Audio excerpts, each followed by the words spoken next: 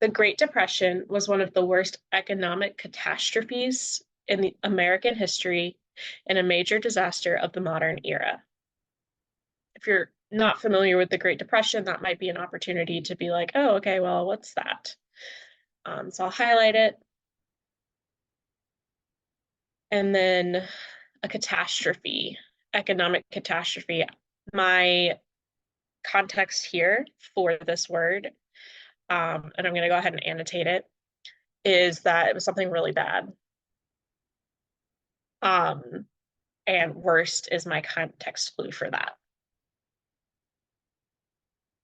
It was harrowing to experience. I'm gonna go ahead and highlight this one. I'm gonna choose orange for words I'm not sure about. And then I'm gonna finish reading a little bit more to see if I can come back and define that word. It was harrowing to experience. People were starving, even in the land of plenty. It triggered political upheavals in Europe that had devastating consequences. Again, I think this is one I'm going to want to come back to. And it was so persistent that it only yielded to another global tragedy, the Second World War. So if something was harrowing to experience and then it follows with people were starving, I'm going to say it was probably not an ideal experience, and a good experience. So we're just going to put bad or awful. And then triggered political upheavals in Europe that was so persistent it yielded to the Second World War. I'm going to say that's probably like problems in society.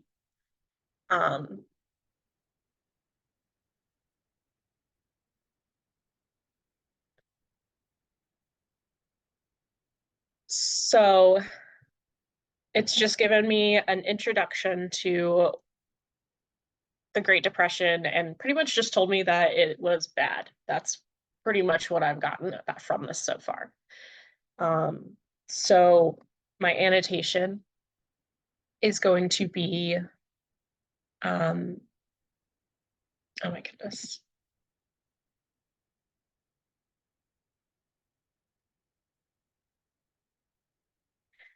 That the Great Depression was a bad time in history that led to World War II. I apologize if you hear my cats and dogs playing in the background. They have decided that my office is a playground this morning. Okay, so second paragraph. But in the United States, it was not without a silver lining. This is an idiom. And an idiom is a figure of speech that like doesn't mean exactly what you would take it as literally. Instead, it is something that you say that we just kind of understand what it means. A silver lining is something good, or like a boon. No, there we go. It inspired President Franklin Delano Roosevelt to launch economic and social reforms that still benefit the living standards and quality of life for many Americans today.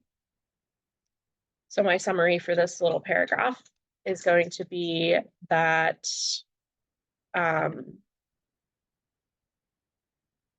it resulted in policies that still benefit people today. And again, I just annotate as I'm going along. If I have to summarize something, that's going to really help me to recall what I read. The other reason being, if I need to go find something specific in the text, I can go back and look at my annotations to see where I might be able to find that thing. All right. The Great Depression started in 1990, not 1990, wow, 1929 with an unexceptional development.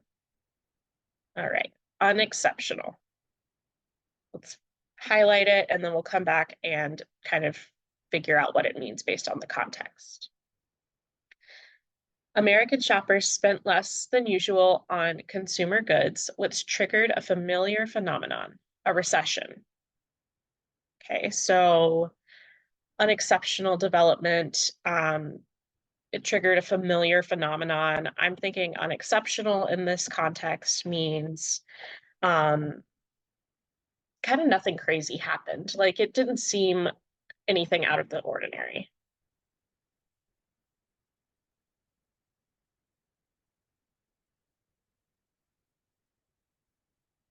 Oh.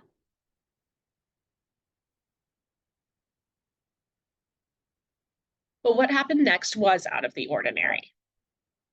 Although production, consumption, and companies' profits were sinking, investors kept buying more stock and pushing their prices to unrealistic heights. And if I had any doubt of what unexceptional meant, now I can see for sure where it has what happened next was out of the ordinary. I said it was nothing out of the ordinary. So it gives me that this word here gives me that clue that it's the opposite of what it said before. So let's see. We'll say it started um, out without any concern, kind of. You know, there's always a concern when it comes to recessions. Um, but nothing that seemed out of the ordinary until um, businesses kept inflating prices. Okay. On October 24th, 1929, a day remembered as Black Thursday, enough investors decided to cash in on the boom to start a massive sell-off that pricked the stock the stark the stock market bubble. Okay, this is kind of a bit of figurative language too. Um, so pricked the stock market bubble. Obviously, the stock market. I don't know why that is difficult for me to say. I apologize. Obviously, the stock market doesn't really exist in a bubble.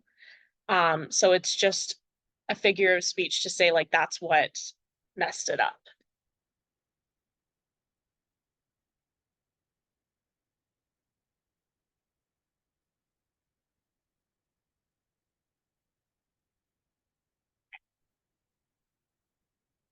Within a week, prices on Wall Street hit new lows, and panicky investors dumped 29 million shares, giving the American economy a shock equivalent to the fire sale of thousands of businesses and factories. So, a shock equivalent to the fire sale. It has this highlighted for me, or it has an annotation there for me. I'm still going to highlight it and see if I can figure out what it means before I get there. So within a week, prices on Wall Street hit new lows and panicky investors dumped shares, giving the American economy a shock equivalent to the fire sale of thousands of businesses. Um, so I'm thinking that it's a shock similar to if they had just went ahead and sold everything instead of just the stock market dropping. So let's check it. And I would have been partially correct on that. Okay, so a fire sale, according to this, is a sale of goods or assets at a very low price, usually after destruction of property or bankruptcy. So this stock market crash, oh my goodness. The crash led to shock like bankruptcy, basically. It's going to be my interpretation there. So far, I've learned that the Great Depression was one of the worst things to happen in American history and kind of led to World War II. Policies that came out of it kind of helped people, um, even as far as today. It didn't start out as anything that seemed anything crazy. It was just like a a normal recession, but production, all of that was sinking, and investors kept pushing prices up. And then the stock market crashed, which shocked the American economy. It's kind of my summary of what has happened so far. So, first question we have here to kind of guide our comprehension. All of the following occurred in 1929, except a recession due to fewer consumer goods bought, B, increased stock prices and stock purchases, C, the start of World War II, or D, a stock market crash known as Black Thursday. So which of the following did not occur, in 1929? That word except tells us that it didn't happen then.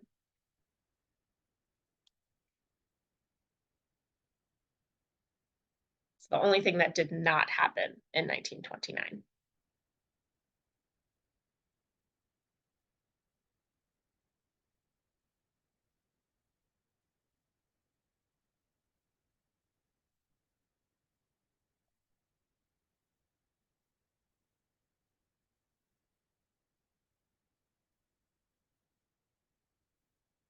Good. If you look back at the text, we see that the recession started here, increased stock prices started here, and then the stock market crash happened here. Start of World War II didn't happen until later. All right. After the stock market crash came a banking crisis. Okay, maybe I'm not sure what crisis is. I'm going to go ahead and highlight it. With unemployment rising and investment plunging, thousands of investors lost confidence in their banks and in the fall of 1930 began withdrawing their deposits. That forced banks to liquidate loans, and within 2 years, thousands of banks went out of business. So if I didn't know what crisis means, after reading the result of this crisis, I can tell that it's like honestly, to use a word from before, a catastrophe, right? Some kind of really bad thing that happened. Really bad event. People began withdrawing their deposits, which forced banks to liquidate loans, and within 2 years, thousands of banks went out of business. So liquidate, if people are taking out their money, I am assuming that liquidate means to kind of pull together or even get rid of some of their loans. And loans are how banks make money. So that would have been something that definitely caused them to go out of business. So that would make sense. And I can use different context for that. In the United States, at least, we have liquidation sales at businesses that are going out of business. And at these sales, they're trying to just get rid of everything. So there's my further context that liquidate just means to get rid of. All right, and now my annotation. So stock market crash led to bank failure.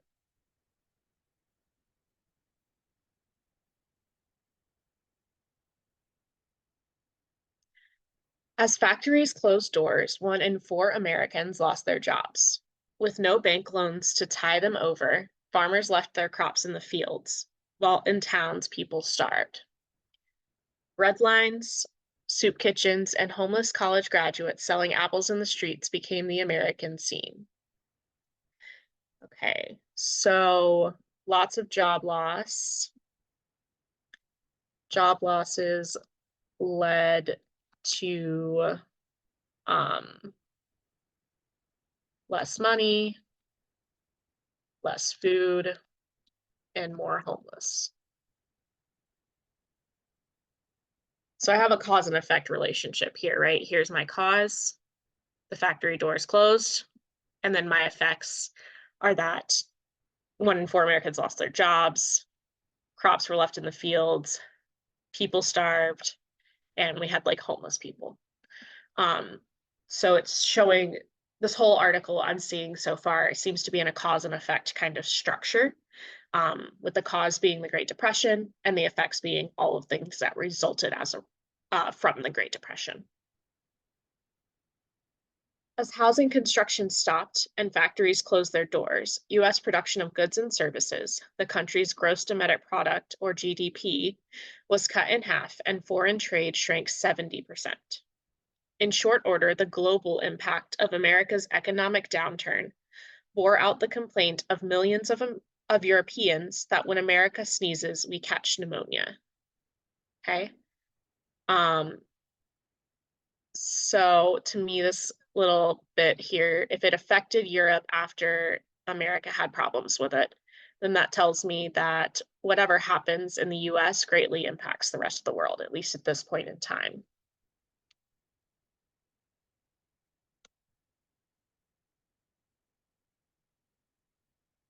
And not only that, if America sneezes, a sneeze is not as severe as pneumonia. So that leads me to think that it would be um, maybe even worse in other countries when America took that downturn in the 20s. All right, so question 2. How did the Great Depression change the country? A, set off a chain reaction of companies closing, unemployment, and poverty. B, it destroyed the stock market and banking system forever. C, it caused millions of Americans to die of starvation. Or D, it caused a massive distrust among foreign investors who no longer wanted to trade with America. Kind of the key in here is making sure that you're looking at absolutes. We don't want anything absolute unless it was true.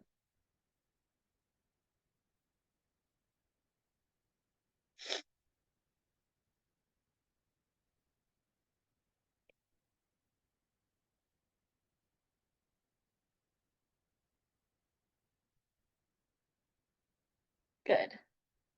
Yeah, so A is going to be the correct answer. This one is too absolute.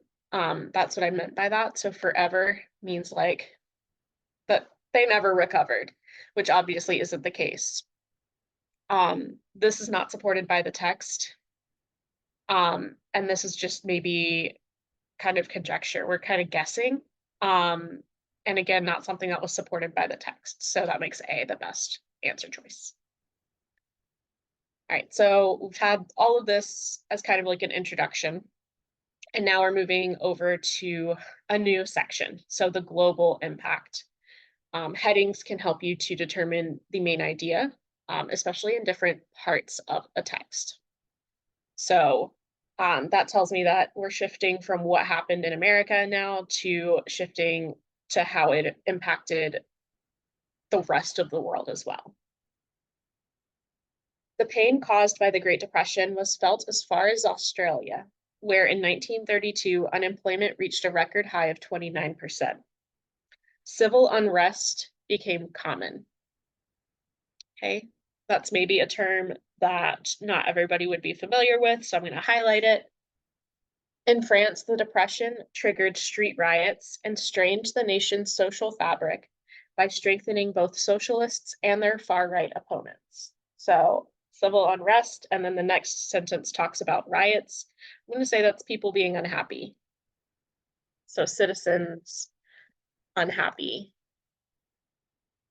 And it's a little more than that, obviously, because that's civil unrest is going to lead to people responding to it, right? So it's not just that they're unhappy, but it might be protests or, in this case, riots. And then it strengthens socialists and far-right opponents, so that creates like a divide even further. All right. So I'm gonna start labeling it like this. The Great Depression had far-reaching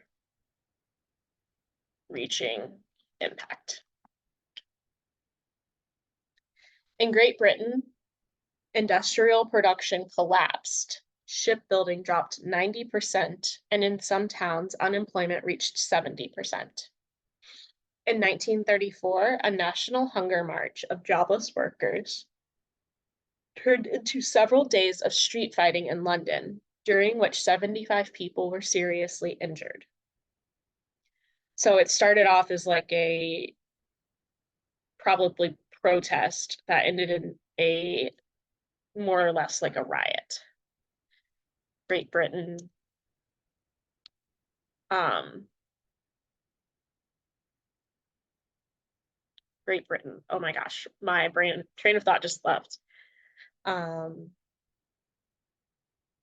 felt the effects strongly, I think is what I'm going to say. And that kind of goes with where it said, when America sneezes, we catch a pneumonia. Obviously, there were some problems in the US, but the unemployment never reached that extent. And while people were unhappy, there wasn't as much of the rioting as there were across the globe, at least as far as this text has told us. Worst of all were the effects in Germany. In 1932, unable to secure loans from American banks, the Weimar Republic canceled 90% of its reparation payments to the victors of World War I. So if you aren't aware of the history here, and I'm sure that's probably what this little footnote is going to tell us, Germany was pretty much blamed for World War I and was forced to pay reparations to the winning countries coming out of World War I, and it was causing major problems in their country to begin with. So this made it even harder. So reparation payments to winners, if you can call it that, of World War I. Okay. Yeah, so reparation payment was a payment or compensation made to someone who has been wronged. Because the Allies in World War I saw themselves as having been wronged. You know, you caused this war, you deserve to pay us back, kind of thing. The same year, the rise of unemployment to nearly 30% destroyed all confidence in the centrist party and divided most of the electorate between the extreme right and left. So that tells me that this was probably already happening, that they already were not super confident in the centrist party, and just kind of emphasized that gap. Although Adolf Hitler lost the elections to the incumbent President von Hindenburg, the Nazis and the Communists won the majority in Germany's parliament. Incumbent meaning since he lost something, that's telling me that this guy is probably the winner. So incumbent means probably the next or the incoming. That prefix in typically means, you know, to bring in or to either incorrect. So it either means not, or it means like to bring in, depending on how it's used. Okay, so he lost to the person currently holding office. All right. Go away.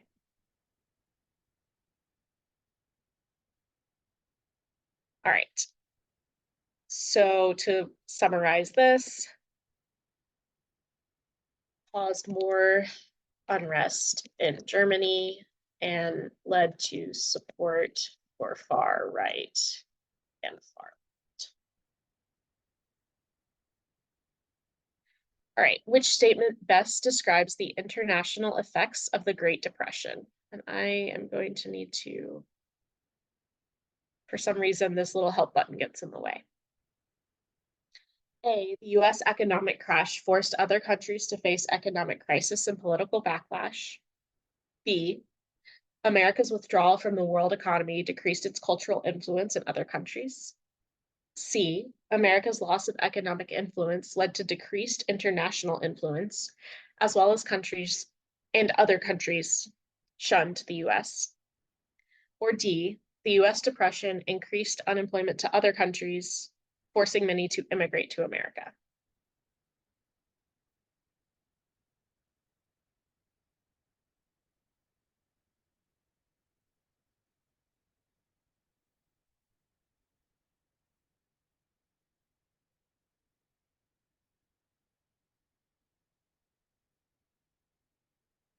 Yes, absolutely.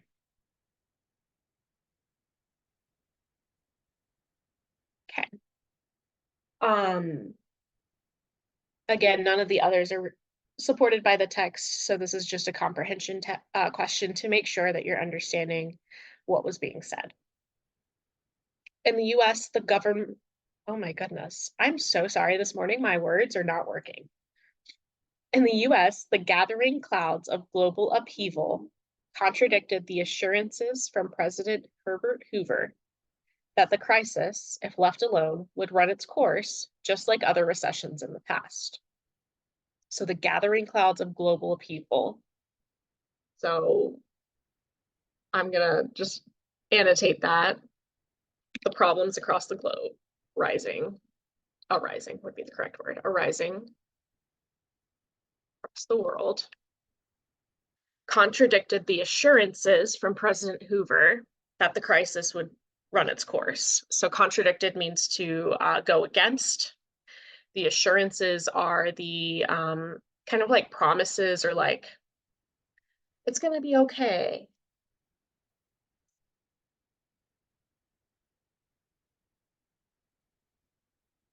A Republican and businessman, Hoover believed the government should not directly intervene in the economy and that it was not responsible for creating jobs or providing economic relief to its citizens. He eventually did try to stem the economic slide with two laws to spur new home construction and public work programs, but they were too little and too late. So this tells me Hoover did little as he believed the government shouldn't be involved. The runs on banks continued. And if we remember from up there, the runs on the banks were where people were like going to the bank and pulling out their money.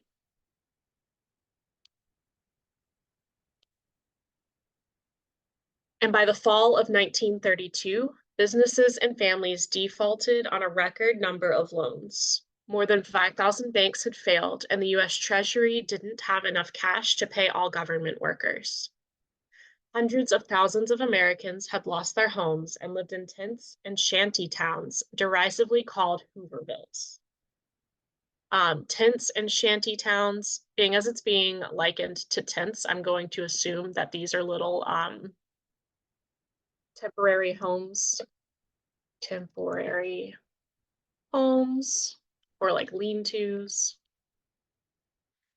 And then derisively, obviously, they were not super happy with Hoover's response. So I'm going to say derisively is probably as like an insult. So insultingly. All right, so shanty towns lived in towns and tents and shanty towns where large numbers of crude dwellings. So again, those little lean-tos or small temporary homes. It was all over the outskirts, usually of larger cities. And then derisively, with scorn or hatred, ridicule. So insulting would be a good way to a good synonym for that as well. All right, did I summarize? Nope. All right, so to summarize this little section,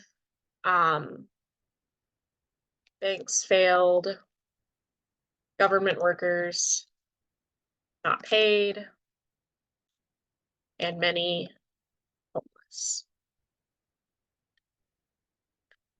So all of this is resulting from the Great Depression in the United States now.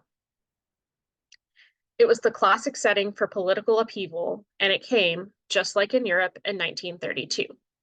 But unlike in Europe, American voters in the November presidential elections voted for democracy. The communists, the only extremists in the race, won a paltry 1/4% of the vote. Paltry, I'm thinking is a very tiny amount. Because if it's only 1/4%, that seems, quite small. Small or trivial. Norman Thomas, the Democratic socialist, won over 2%. Hoover's Republicans came in second with less than 40% of the vote. And the winner in a landslide, this is a figure of speech meaning by a lot, was the Democrat Franklin Delano Roosevelt with over 57% of the electorate.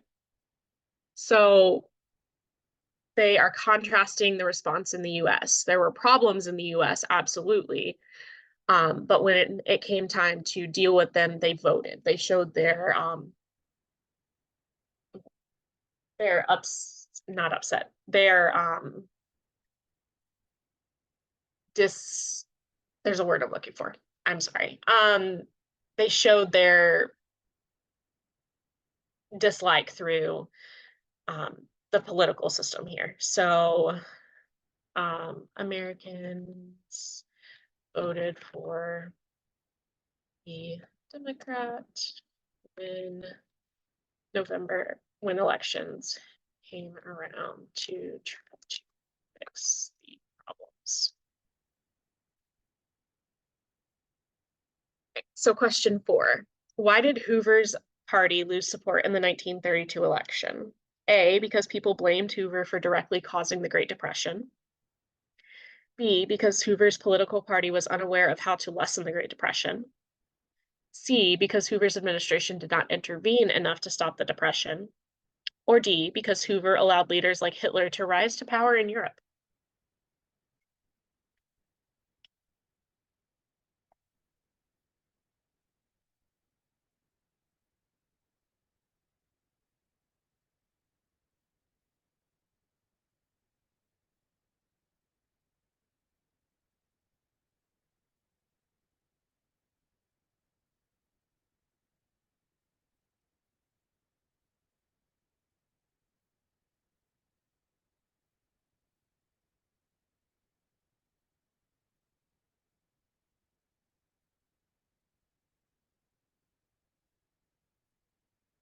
Yeah, good job.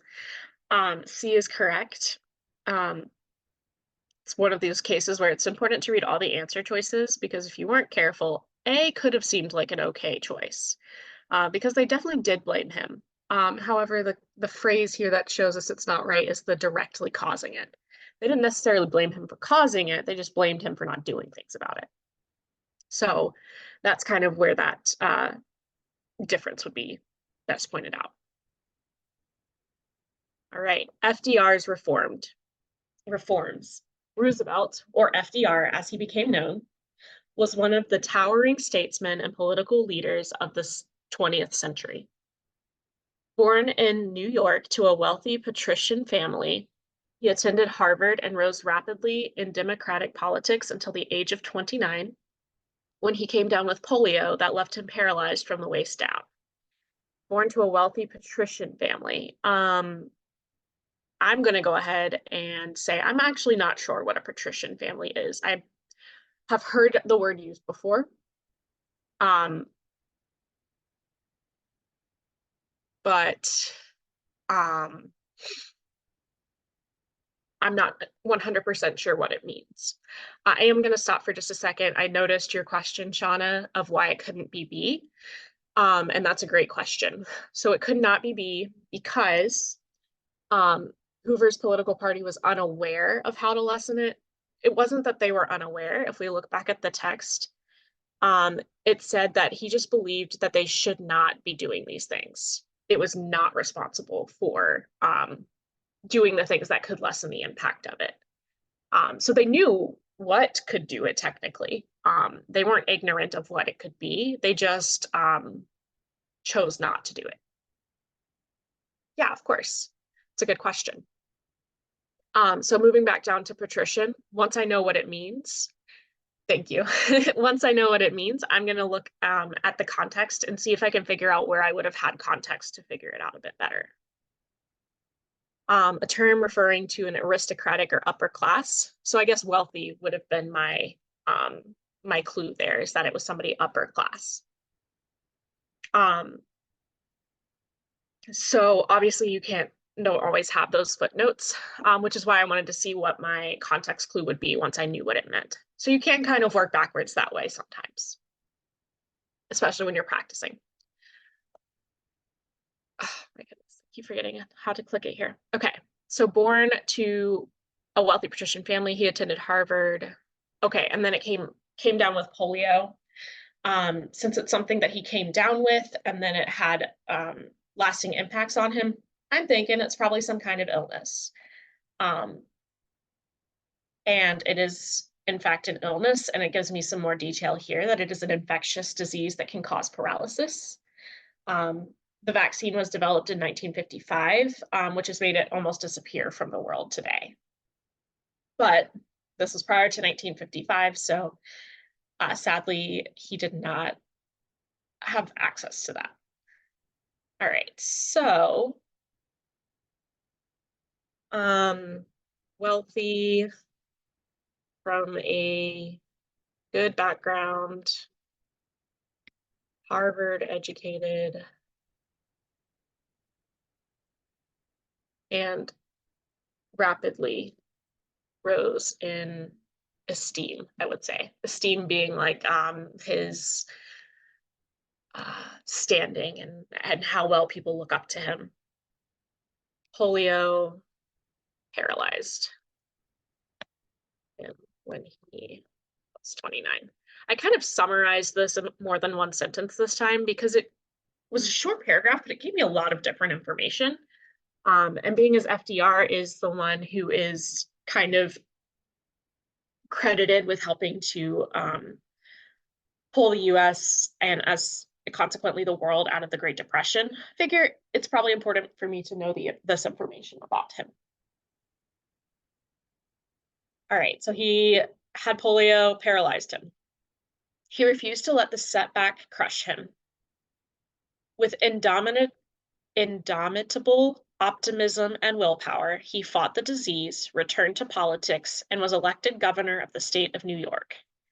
Indomitable. So I'm going to use some roots here. In means the opposite or non. So non.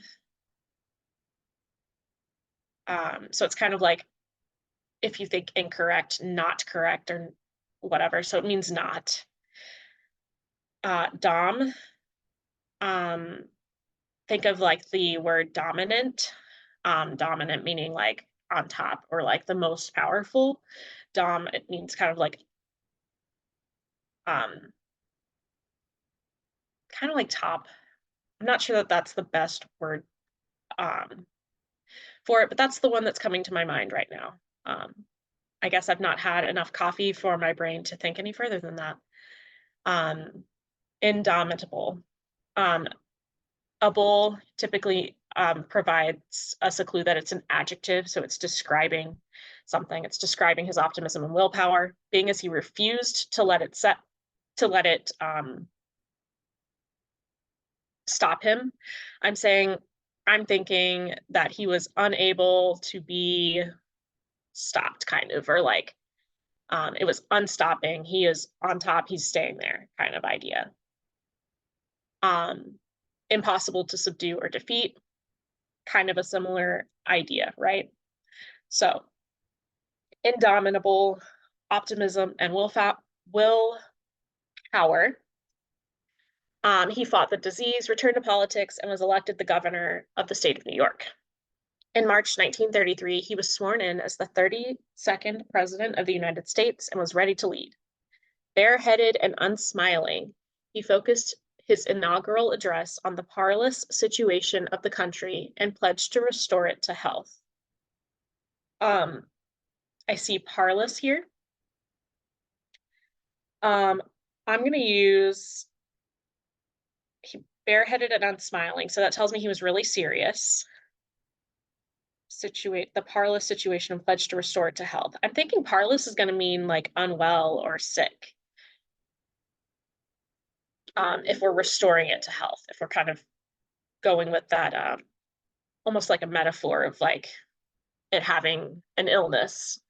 Uh, Obviously, a country can't truly be sick, so it's a metaphor for the problem that's happening, right? Pledge to restore it to health. This great nation will endure as it has endured, will revive, and will prosper.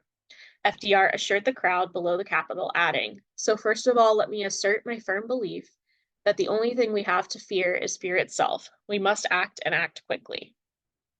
Um, so in his inaugural address,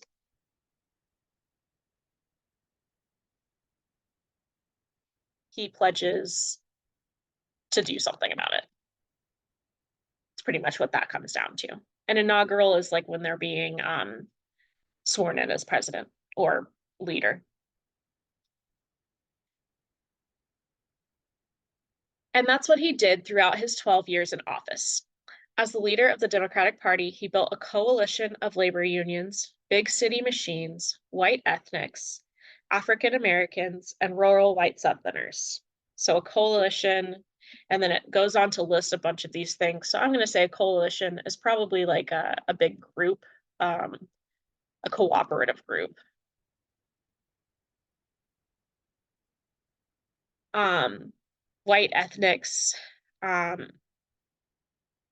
immigrants from Europe.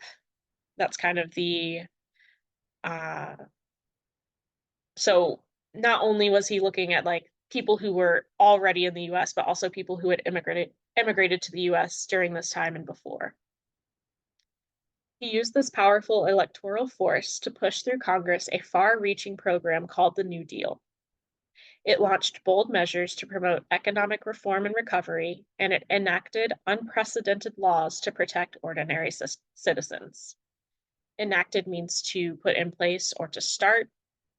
Unprecedented means if something has precedence, there's something that came before it.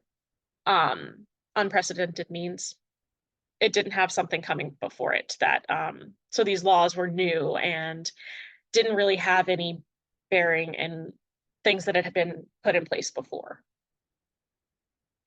So put new and novel, I guess that would be the same word, put novel laws in place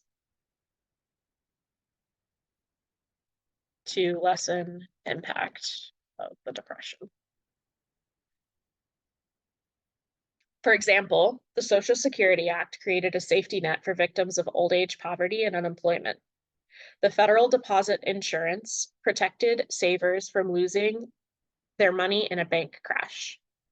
The Wagner Act guaranteed basic rights of workers to organize into trade unions and bargain for better terms and conditions at work.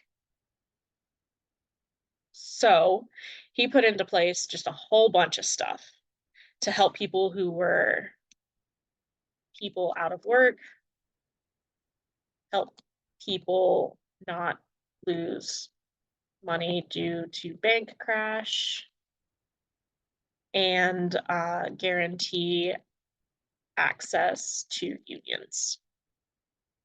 So a lot of policies that were good for the people, things to help them get back on their feet or to make sure that they didn't lose money, or in the example of the trade unions, make sure that they could kind of stand up for themselves and get what was best for them out of their working conditions.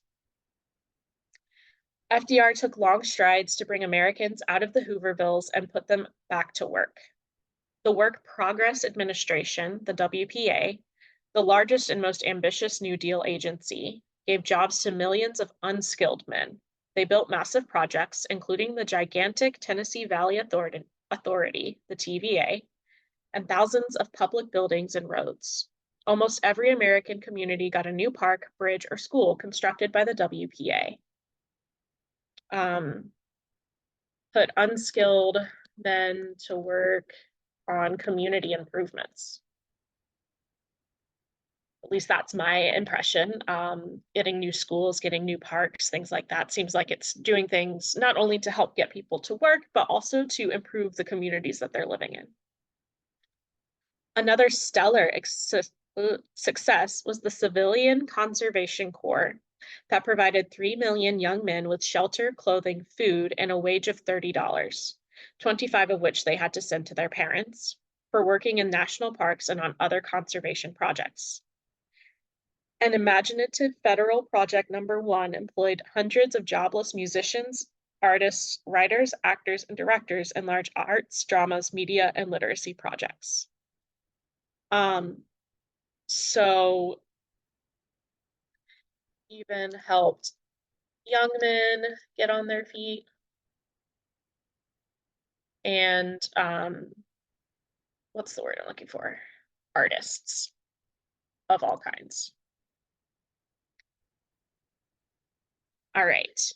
So we have next, FDR's New Deal programs accomplished all of the following except. So again, remembering that that means only one of them did not happen, okay? Supports workers' rights, decrease unemployment, eliminate homelessness, or provide financial safety nets. And I'm going to scroll back up so that you can see, where was the last question for? Okay. Since it's talking about his New Deal programs, you're going to want this little section right here.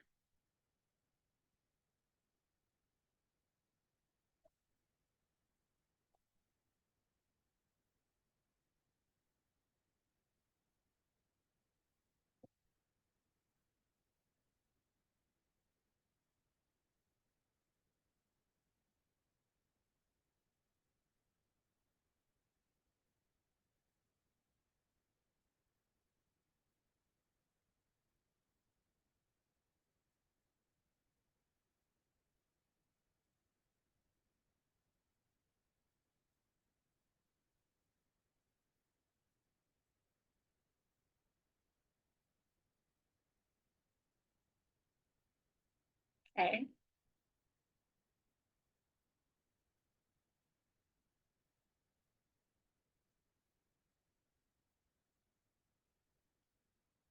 So I'm seeing a little bit more time taken on this one, which tells me it's a little bit more challenging.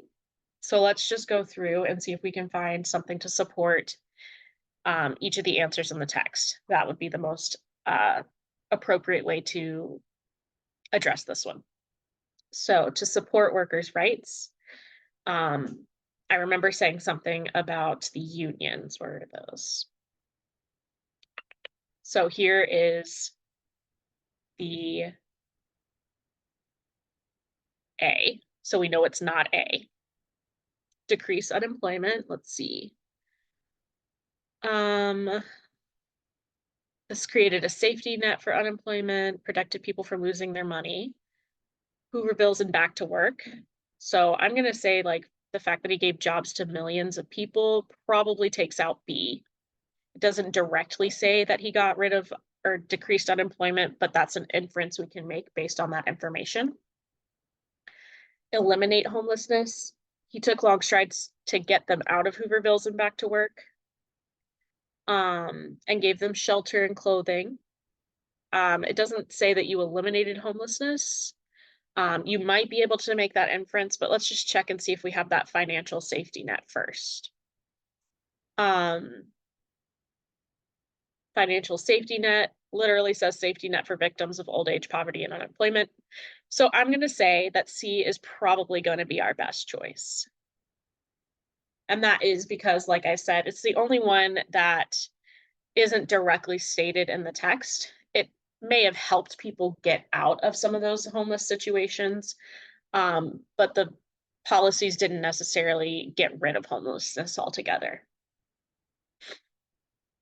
And eliminate would mean to get rid of entirely, right? So that's another absolute that we just have to be careful with there.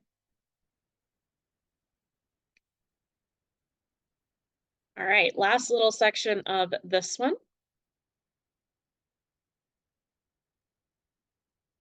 Yes, so why it's not A If we go up here, we want to know which one it's not, and we want to see where they supported workers' rights. When we're going through here, we have the Social Security Act, we have the Wagner Act, guaranteed basic rights of workers to organize into trade unions and bargain for better terms and conditions at work. So guaranteed the basic rights of is how he supported their rights. Does that make sense? Okay. That was my initial thought as well. If I hadn't have read all the answer choices, that would have been what I might have thought of too. So I understand. All right, last little section here. Roosevelt's oh my goodness, support for labor unions and regulations for businesses and high finance earned him the enmity of many in the moneyed circles. Enmity. And it does have our little button right here. But if it's people in moneyed circles and he is supporting people's right for work and getting paid the right amount and all of that, and regulations on businesses and high finance, I'm going to say he probably made some enemies. And enmity kind of looks like enemy. So let's take a look. Deep-seated hatred or ill will. So I would say, yeah, he kind of made some enemies. Not exactly what the word meant, right? It doesn't exactly mean enemy, but the implication is very similar, right?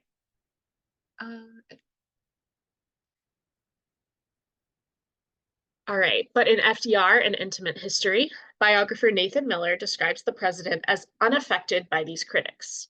If I was curious what unaffected meant, I bet I'm going to learn it in the next paragraph. But I'm going to go ahead and say he had enemies to his policies. Living comfortably on inherited wealth, Roosevelt cared little about money for its own sake, Miller wrote. He never believed that the business ethic should be dominant in American society or that any restriction on business was a threat to American life, to the American way of life. So cared little about money is my context clue for unaffected. Unaffected means he just doesn't care. He's like, whatever, you can hate me all you want.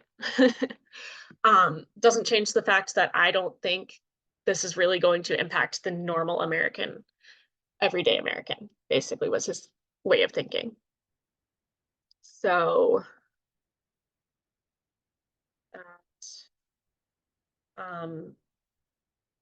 business restrictions didn't impact everyday Americans.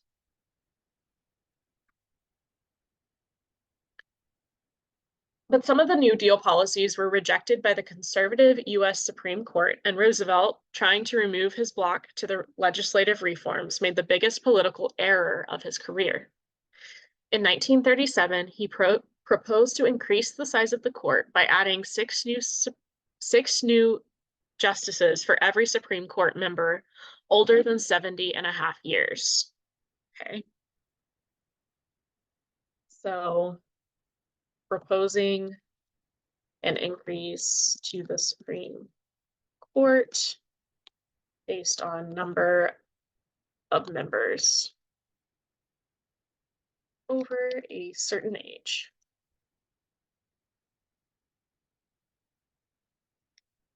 The proposal was not illegitimate, meaning illegitimate meaning that it didn't have it had some basis, like it could have been a thing they could do. It wasn't illegal. The Constitution does not define the size of the Supreme Court, but it triggered a nationwide storm of protests against what was widely regarded as an excessive power grab. It was defeated in Congress, but Roosevelt did not lose his popularity. In 1940, he was reelected for a third term and a fourth in 1944. Act so unprecedented that the Congress and the states adopted an amendment in 1947 that no person shall be elected to the office of president more than twice. Roosevelt continued to guide the country until 1945 when he died in office. Supreme Court proposal shot down. Roosevelt, I'm going to put FDR, elected 4 times, which triggered an amendment to the Constitution. Okay. The start of World War II in 1939 rebooted the global economy, escalated demand for industrial goods, and ended the need for many of FDR's emergency programs.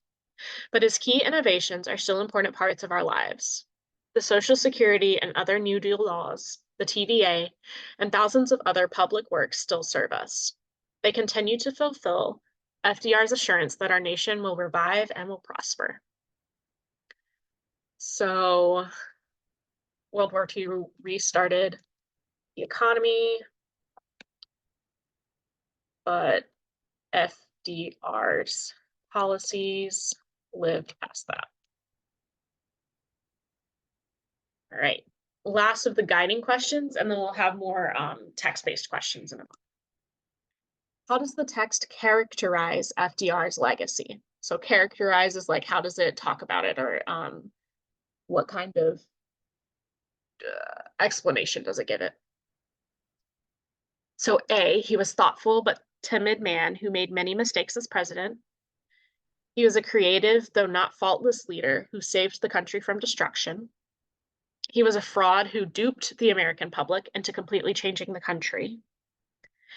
Or he was a strong leader who worked hard to save the country to little success.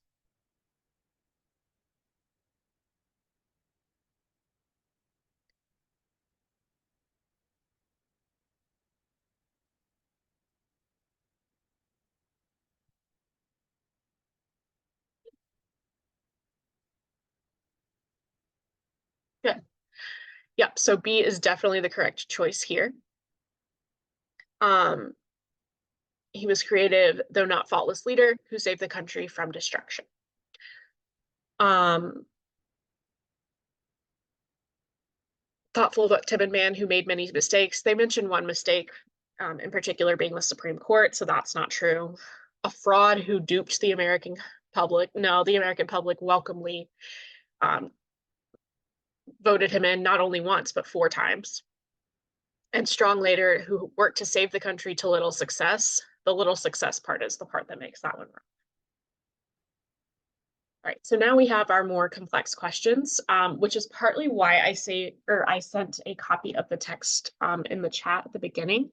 I'll send it again just in case. I don't know if you can go back and see the chat if you weren't here to begin with. But that way you can see the text if you need to in order to answer the questions. And the questions are also on the last few pages of that. So you can kind of see those answer choices a bit closer too. Our first question here is this is a 2-part question. So this first part says, which 2 of the following statements best express the central ideas of the text? Okay, central ideas being like the main points. Which ones get the point across? What are the points that the author's trying to make? Before I even look at that, I'm going to think, okay, well, what were the central ideas? First of all, that the Great Depression really messed up the country and caused global problems. And then the second central idea being that FDR helped to revive and restore the American economy and lead the US out of the Depression. So I'm probably going to look for 2 that look similar to that because those were the 2 main points that the author made. A says the unstable stock market bubbles can be one of the most dangerous threats to a country's economy. B, because of his inability to prevent the Great Depression, President Hoover is broadly considered an ineffective president. C, the Great Depression was one of the greatest economic crises in American history and had far-reaching effects even beyond the US borders. D, the Great Depression severely impacted daily lives of all Americans, except upper class who went largely unscathed. E, FDR's reforms helped bring about the end of the Great Depression and continue to shape American economic policies today. And F, heavy federal involvement in the economy, as seen in the New Deal, is crucial to continued economic growth. All right, so going back to our question here, I think I saw mostly C and E, and those are going to be the correct answers. If you notice, my central ideas were pretty much exactly those, and I had not yet looked at the answer choices. So if you can pull out the central idea and kind of answer the question before you look at the answer choices, kind of helps to take away that bias of or like not the bias, like the uncertainty that some answers can bring. So I try to do that. And then if it's way off, like my answer's way off, then I can kind of address it from there. But two of those answer choices were pretty much exactly what I came up with, right? Just to talk through the ones that are not, unstable stock market bubbles can be a dangerous threat. It talked about that in one paragraph. That doesn't make it a central idea, that's a detail. Inability to prevent the Great Depression. Hoover's considered an ineffective president. While that's true, Hoover was not the main point of the passage.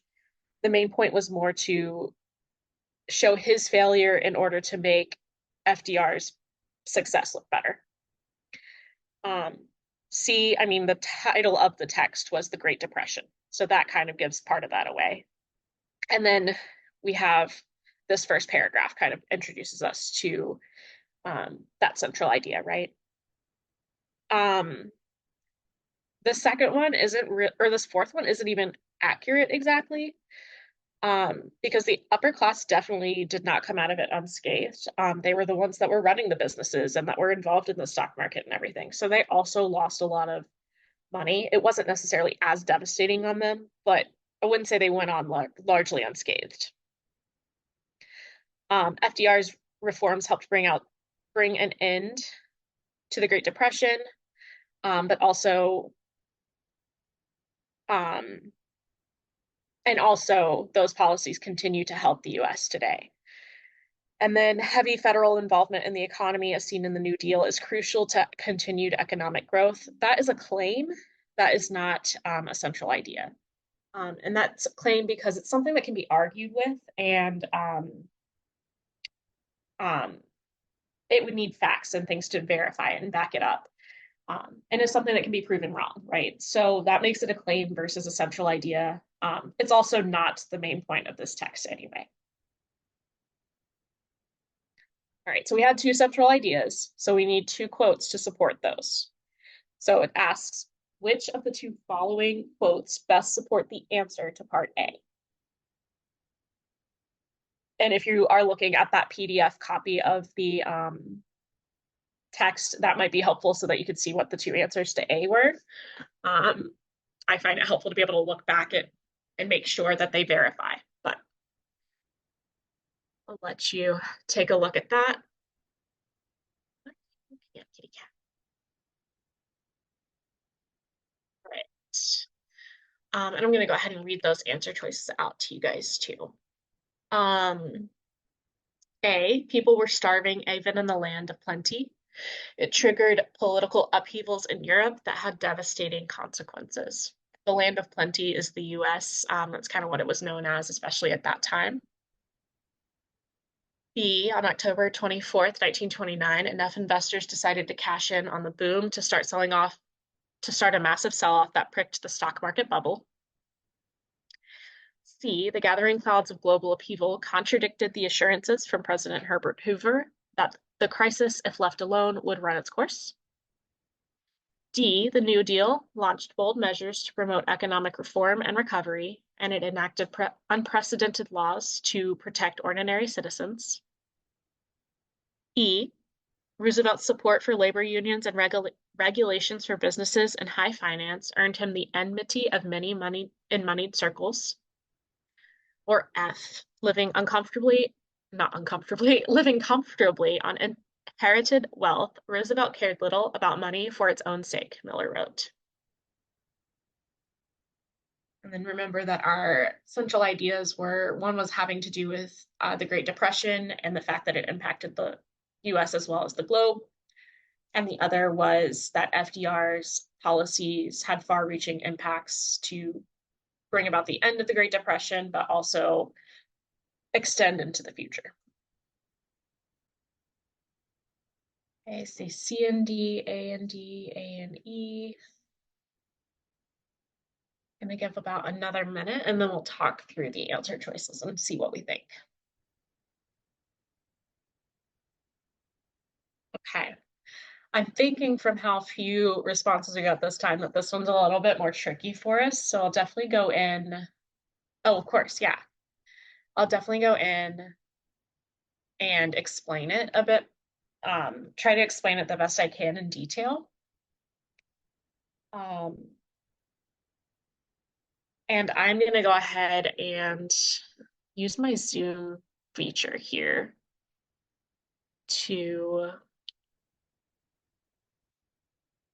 kind of tell me what those ideas were. So, Great Depression, reaching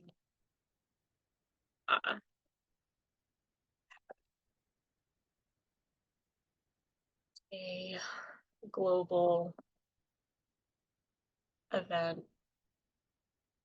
Oh my gosh, now I can't think of what I was saying. Okay, the Great Depression was a catastrophic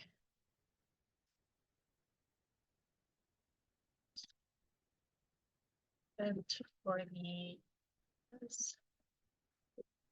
reaching house to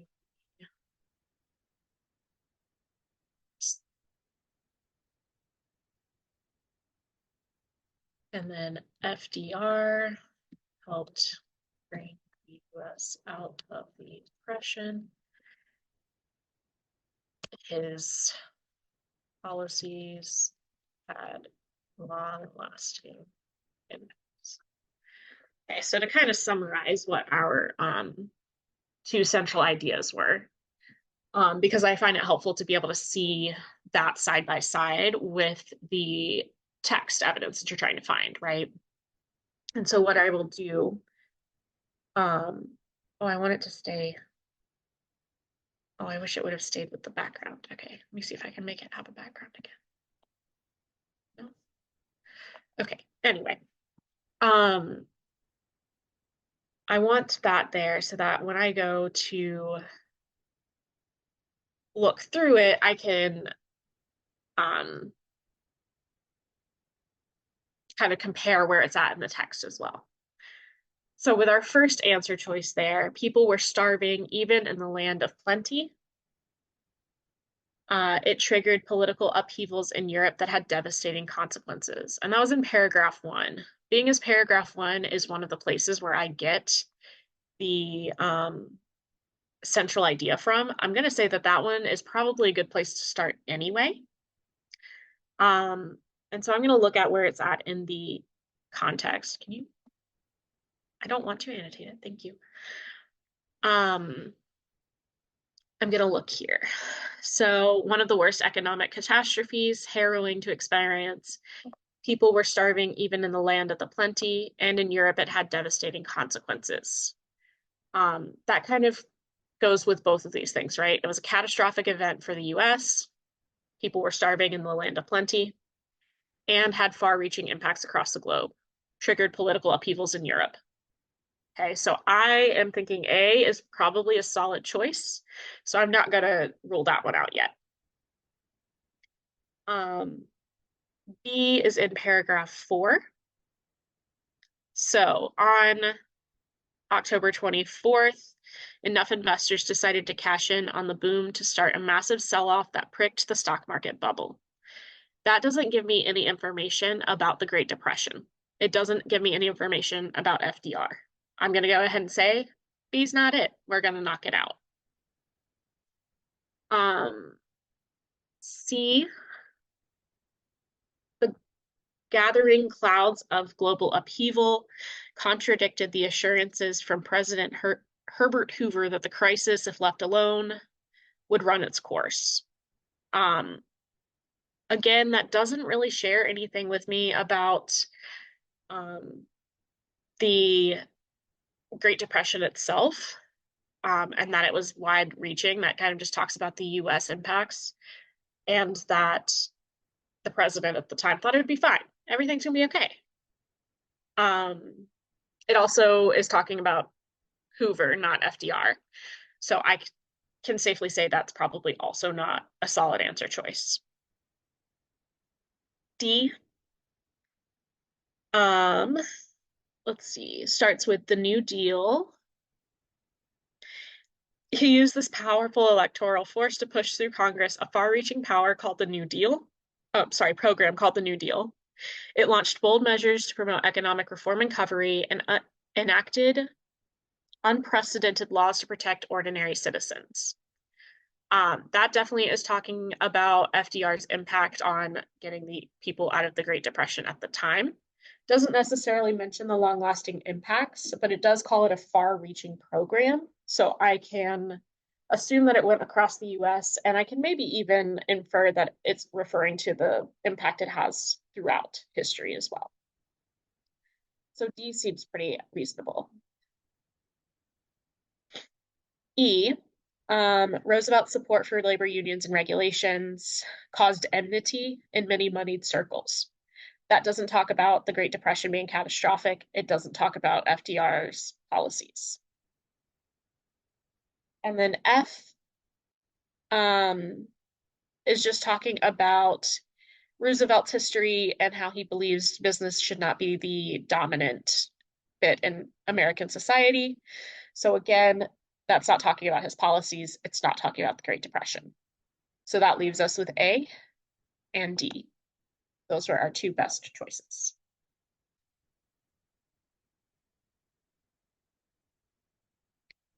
Did that explanation make sense to everybody, or is there something unclear that I can make clearer for you? Cool. Oh, look, this is a word that I chose to highlight, I think. And again, another two-part question, so I can assume that the second part is probably going to be about text evidence. It might have something else to do with it, maybe the impact on the sentence. So one of those two things is likely to be the next one. Now let me get rid of my friend here, get gone. All right. So paragraph 15, Parlous was one of the ones that I highlighted here. Oh, where'd it go? And let's see if I can bring up the annotation.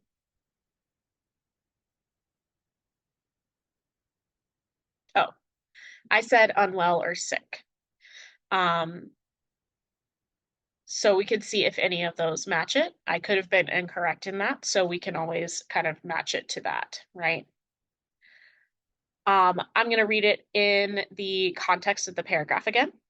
So in March 1933, as he was sworn in as president, the 32nd president of the US and ready to lead, bareheaded and unsmiling, so not wearing a hat and very serious, he focused his inaugural address on the parlous situation of the country and pledged to restore it to health.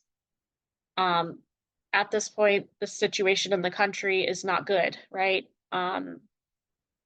We have people starving, we have people living in shanty towns and Hoovervilles, and that sort of thing. So I said unwell or sick.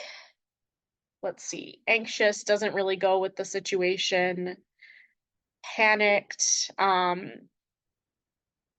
doesn't really fit. Resilient is very much the opposite, I would think. So D, dire, like you all have said, is probably the best choice. And it does make sense because the country is struggling, right? So it makes sense that dire would be the synonym to parlous. All right, which phrase from paragraphs 15 and 16 best support the answer to part A? So pretty much what context best helped us to figure out what it meant. We found out that parlous means dire.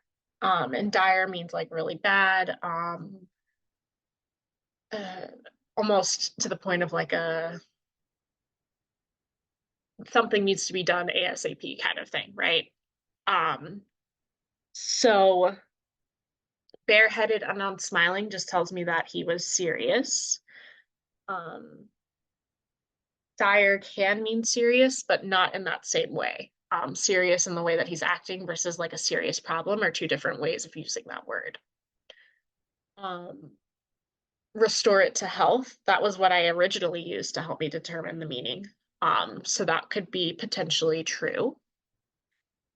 C, will endured as it has endured.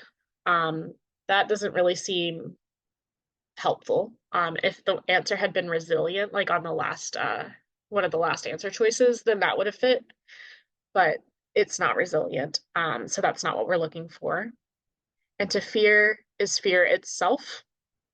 Dire isn't necessarily fear. So I'm going to say that B is our best answer choice because it's right here. He's doing this and restoring it to health. Like he pledged to fix this. Um, so that is the kind of reasoning I chose that context. Okay. And then question 5 is a short answer, which I'm gonna go ahead and skip for now, so that we can kind of look into another text as well. I don't want that. Okay, and then share my screen again. So this one actually follows pretty well from what we were just discussing. Um, all right. For decades, historians have been debating who must be responsible for the outbreak of the First World War. Henry Kissinger, the former U.S. Secretary of State, wrote in Diplomacy, his study of the last 3 centuries' efforts to achieve sanity in international relations. Okay, so who's responsible? A history-making diplomat as well as a historian, Kissinger concluded that no one country can be singled out because each of the major powers contributed a quota of short-sightedness and irresponsibility. A quota is like an amount, so they each contributed their own amount of things. Short-sightedness is the not looking ahead and just being kind of impulsive. And then irresponsibility, right? So each country played its role. What Kissinger called a mad dash to disaster, World War I, 1914 to 1918, which claimed 32 million military and civilian casualties, impoverished Europe, destroyed 3 empires, and set the stage for the even more savage World War II, had many roots. Casualties are injuries or deaths in a war. Destroyed 3 empires. It was actually part of what broke down colonization. So probably referring to the Austro-Hungarian Empire, the German Empire, the Russian, and the Ottoman Empire. All of those kind of collapsed shortly here after the war. And even more savage World War II. Savage meaning brutal or awful or intense, violent, uncontrolled. Above all, it resulted from the historic rivalry between France and Germany for domination of Europe, a contest that in the late 19th century put the 2 countries on an astonishingly reckless path. Domination means like being able to hold control of. So, um, big war with long-reaching consequences and likely stemmed from German-French rivalry.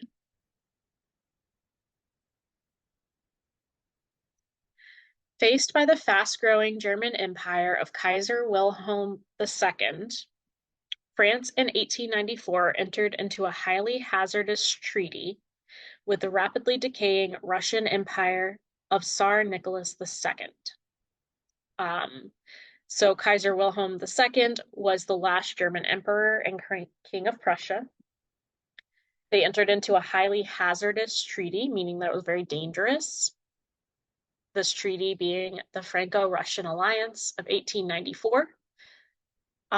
It was the precursor to the Triple Entente of World War I, an alliance between the Third French Republic, the United Kingdom of Great Britain and Ireland, and the Russian Empire. The Franco-Russian alliance proved to be particularly risky because it created a system of dependence between France and Russia and further contributed to the complex web of alliances then being weaved. So what made it hazardous was that everybody was all tied together. With the rapidly decaying empire of Tsar Nicholas II. Tsar. He was the last ruling Tsar of the Russian Empire after the Russian Revolution in 1917, and Nicholas II gave up the throne. He and his entire family were brutally executed by the Bolsheviks.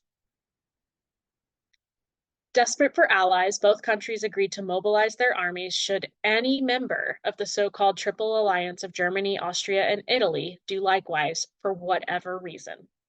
Given the continent's many tensions and grievances, this hair-trigger arrangement made general war almost a certainty.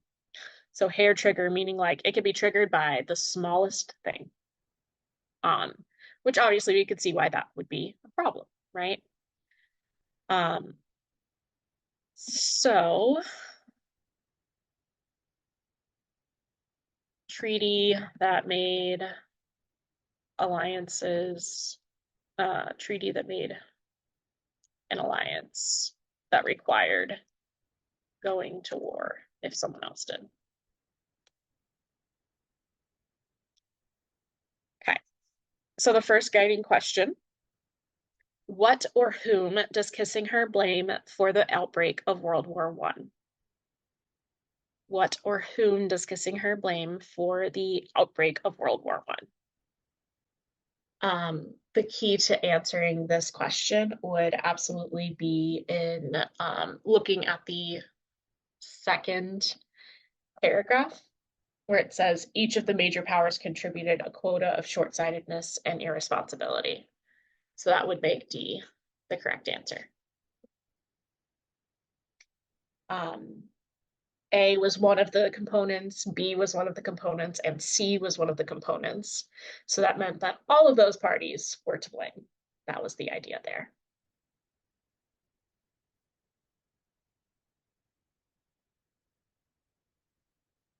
And to get ready for it, Chief of the German General Staff, Alfred von Schlieffen, had another doomsday idea. He designed a plan for defeating both France and Russia by attacking France through neutral Belgium, and upon conquering Paris, throwing the weight of his army against Russia. So pretty much wanted to go through Belgium to conquer first France, then Russia. This was known as the Schlieffen Plan, which was enacted on August 4th, 1914. It was a bold plan as it rested on the idea that Germany would have to fight and win a war on two different fronts, the East and the West. The plan's fatal flaw, so a fatal flaw is something that causes it to fail, basically, was that Great Britain, which historically preferred to stay out of continental squabbles, regarded any aggression against Belgium as a threat to its naval power, and as such, casus belli, the start of a war.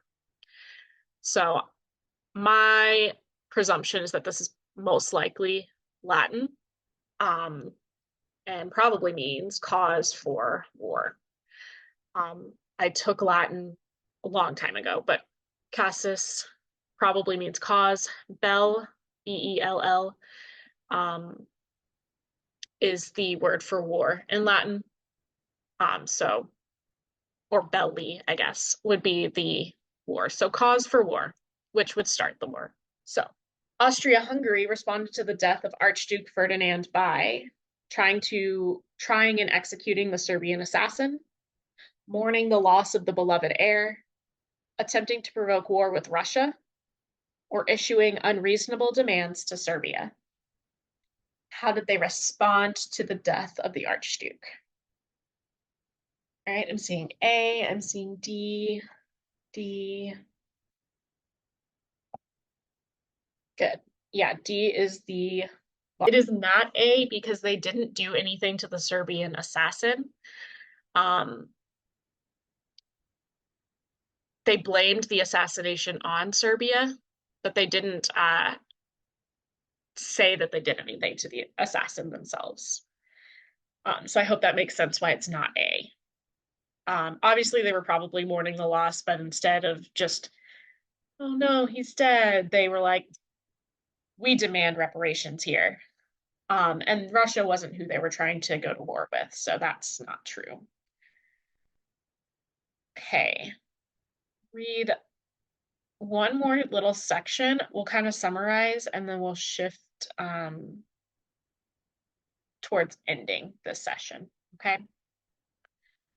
All right, so on July 24th and 25th, Serbia rejected the demands and decreed general mobilization, whereupon Austria-Hungary broke off diplomatic relations with Serbia, and Tsar Nicholas II, who regarded himself as Serbia's protector, ordered partial mobilization of the Russian army. Now that was a one entire sentence. So that paragraph was only one sentence. Just wanted to note that. So on these days, Serbia rejected the demands. So they said, nope, we're not doing that, and decreed mobilization. Mobilization being getting their armies into gear, getting their armies moving so that they are ready. Then Austria-Hungary said, okay, we're done with you, Serbia. We're done. You're out of here. Which caused the Tsar, who was the ruler of Russia, to also mobilize his army because he was connected to Serbia. So it was a really long sentence with a lot of information. So Austria-Hungary mobilizes, Russia and Serbia mobilized.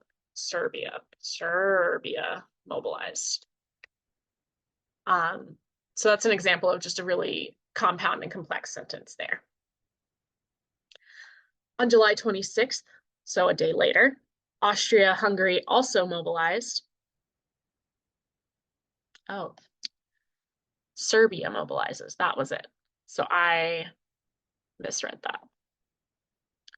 So it was just Serbia and Austria-Hungary, or Serbia and Russia at first.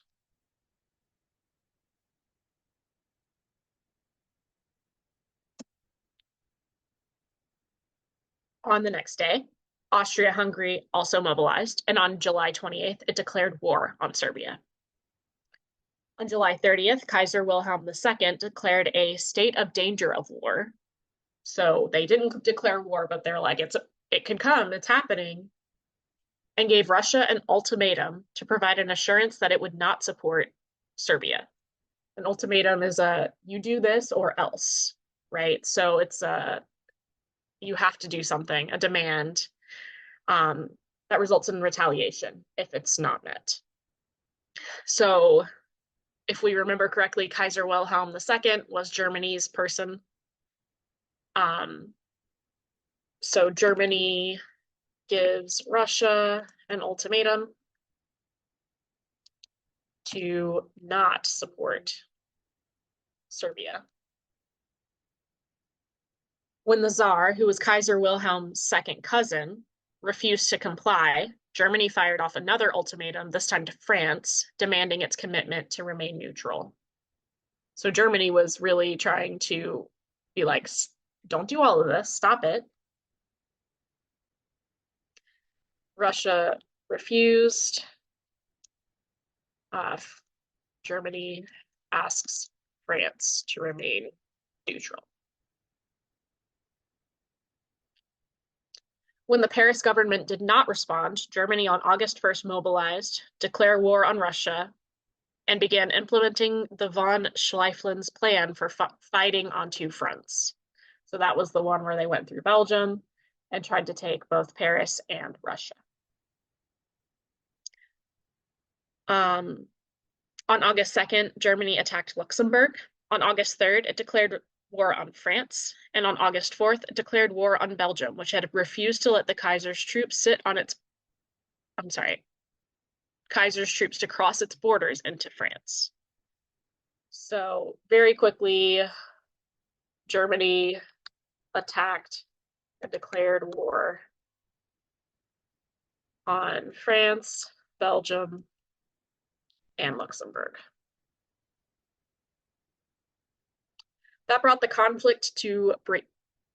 into the conflict Great Britain, which first warned Berlin that Belgium must be kept neutral, and upon receiving an unsatisfactory reply, declared war on Germany. Britain retaliated to Germany's invasion on Belgium. So we had a lot of things happen in this little section, right? Serbia rejected the demands, so Germany gets involved and says, okay, Russia, you need to back off, don't support Serbia.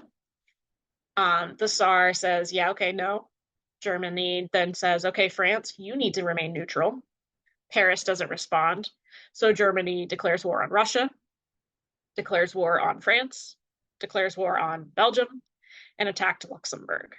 All of that resulted in Great Britain coming to defend Belgium, essentially.